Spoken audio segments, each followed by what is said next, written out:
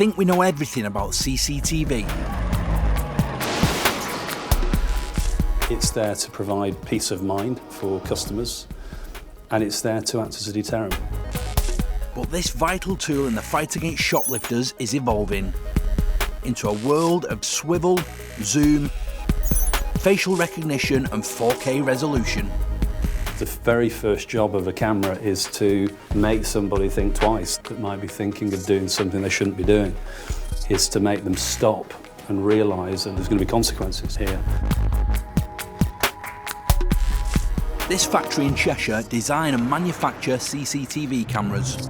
CCTV is everywhere, from public space, town centres, city centres. You know, wherever you go, if you start to look up, you will see cameras. The UK has one of the largest numbers of CCTV cameras in the world, between 4 and 6 million. Most are hidden from view behind domed covers. You want shoppers to feel reassured that there's a CCTV scheme in place, but at the same time, they may not necessarily, when they're inside a store, want to see a camera physically following them. So a lot of cameras will have either a smoked or mirrored acrylic dome. People don't feel as though it's too intrusive, and criminals don't know whether it's looking at them or not. So hopefully we'll err on the side of caution and not do anything.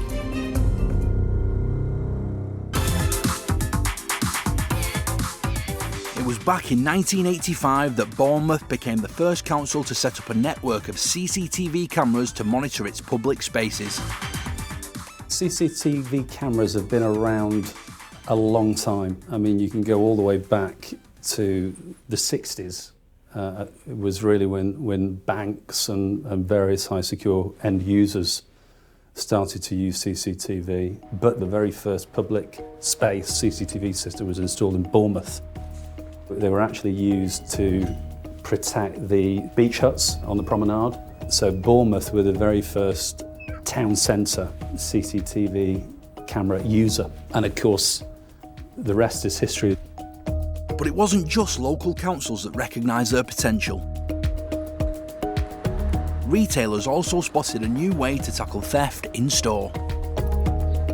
Back in the day, as a youngster, in the 1970s, 1980s, of course you had store detectives, and they would collar you, red-handed.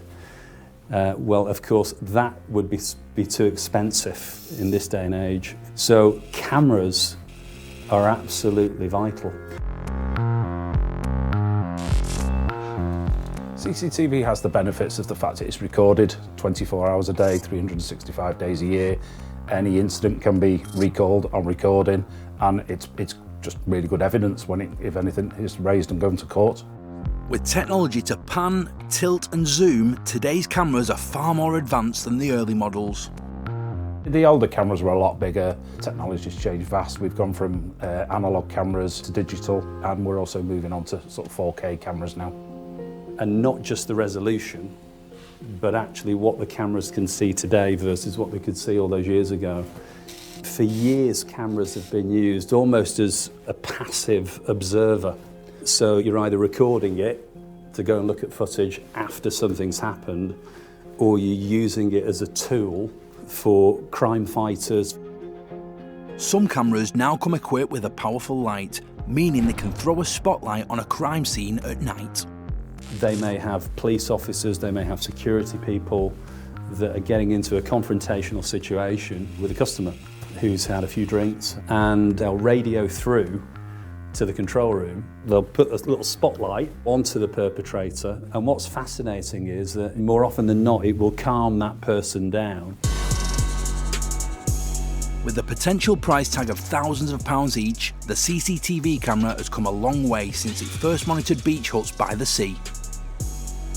It's always cat and mouse with criminals, and I think it's so important to try to stay one step ahead. And it's thanks to CCTV that criminals are being caught on camera 24/7, 365 days a year.